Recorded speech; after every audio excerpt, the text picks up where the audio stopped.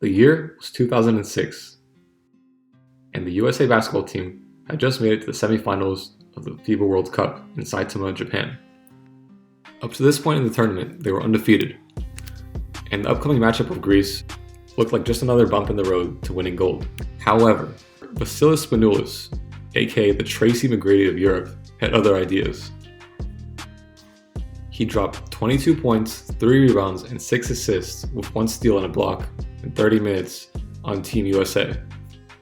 Not only this, but he did it with Carmelo Anthony, Dwayne Wade, and LeBron James all in their athletic prime guarding him. This is the story of Vassilis Spanoulis, a man Luka Doncic and Giannis, 2 former and future league MVPs, modeled their game after, a man nicknamed Kill Bill for his ability to perform in the clutch, and to top it all off, the EuroLeague's all-time leading scorer.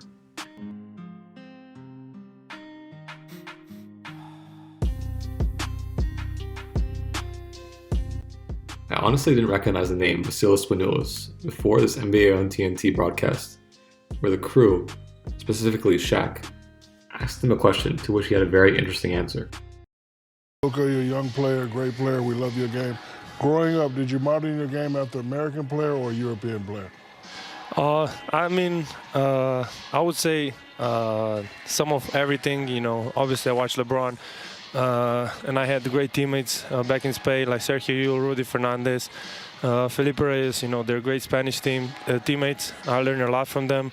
And I mostly watched Spanoulis. I don't know if you guys know him, but he played in Olympiacos. You said Spanoulis, is that the guy from Fast Times at Ridgemont High? He doesn't even Spicoli, Charles. Now, obviously, Charles was extremely disrespectful here, but I see his point. I had no idea who this guy was before this broadcast.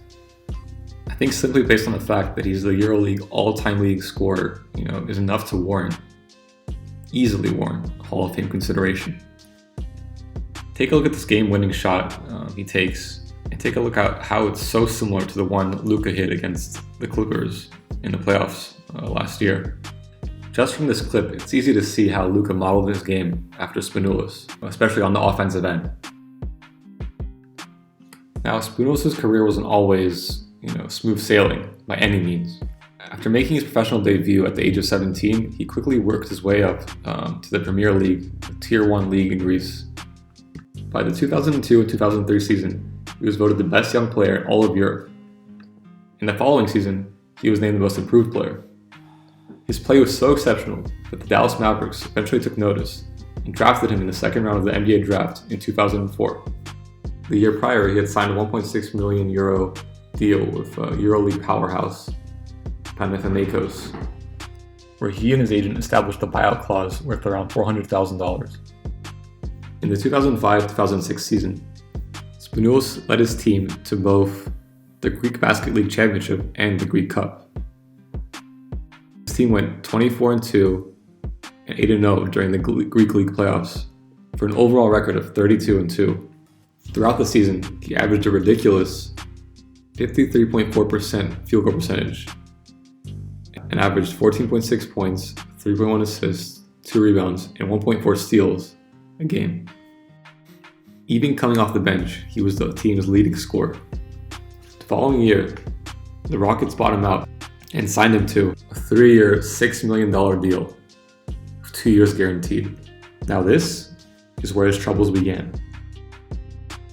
In 2013, Spanoulis claimed that then Rockets head coach Jeff Van Gundy told him on the first day he arrived at Houston that since he was a rookie and unfamiliar to Van Gundy, he would be benched for the whole season. To me, this is one of the biggest coaching mess-ups of all time. You have Tracy McGrady, and you have the opportunity to pair him alongside with one of the greatest players in basketball history, and you don't even give him a chance to get their chemistry right. That season, Spanoulis went on to average 2.7 points per game, and most of these points came in garbage time. Spanoulis' experience in Houston was so disappointing that even when he had the chance to play with the Spurs alongside Tim Duncan, Manu Ginobili, Tony Parker, the very next season, he opted to go back to Europe. It was even reported that Coach Popovich was very much interested in putting him in the starting lineup eventually. His whole NBA career may have turned out differently if it wasn't for his experience with the Rockets. Even though his reputation took a slight dip from his experience in the NBA, the next chapter of Spanoulis' career would turn out to be the most impressive one yet. During the 2007-2008 season, Spanoulis returned to Panathinaikos, and he led the team in both points scored and assists over 36 games played in the Greek Basketball League. That year, he was the Greek League assist leader, and was voted to the best starting five in the league by other players. Ultimately, he led his team to a win against Olympiacos, Panathinaikos' rival team, scoring 28 points and dishing out 7 assists. Overall, Spanoulis' accomplishments in the EuroLeague are outstanding.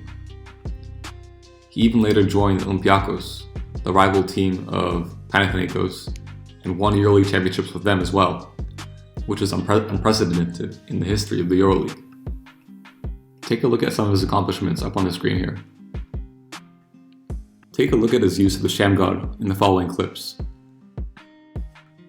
This shows me that he has the creativity and handles to play in the modern NBA as well. Manzares.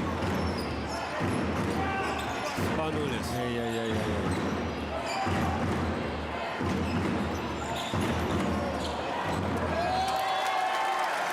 Spanoulis im 1 gegen 1 gegen 8. As you can see from the clip, it's obvious that Spanoulis has underrated speed and agility, especially at 6'4" for a point guard. You see a lot of players now pulling this move off, Kyrie, Harden, so I think his style of playground basketball would be perfectly suited for today's NBA. Take a listen to Aaron Jackson, a former EuroLeague pro, describing an unstoppable play that was run for Spanoulis. Get off the ball and then sprint up the lane to the top of the key and get a DHO. Off, yep. Yeah. So how do you guard that? Because that's especially if the guy can shoot, which he's not a great shooter, but no matter where he gets the ball, you're going to be behind him and then he can attack. You're going to be out of position. It's over. He can shoot it or he can get the handoff and go either way. So it's the guard, the point guard's bringing the ball up and then he throws it to the 5-man. Then the 4-man sets a pin down for you. And this is Spanoulis underneath the basket. So you go left, you go right in the handoff, and he gets it, and then you either, as a defender, you have to go under it. And if you go under it and he's feeling it, he's going to shoot it. Because if you go over it, the big man's in a hedge, he's just going to throw it right to the diver because there's no weak side. Yeah. And it's a dunk. So everyone calls it the Spanoulis play. So not only did this man have a sham guard in his bag, but he also could run an unstoppable play.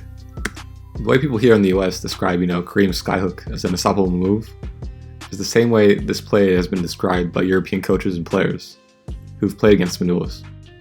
Even Giannis with his agility for a big man and more finesse style of play, you can see how somebody like him took elements of Spanoulis' game and infused them into his own ability. So Spanoulis' impact on the younger generation, primarily the younger European players coming into the league now, is unquestionable.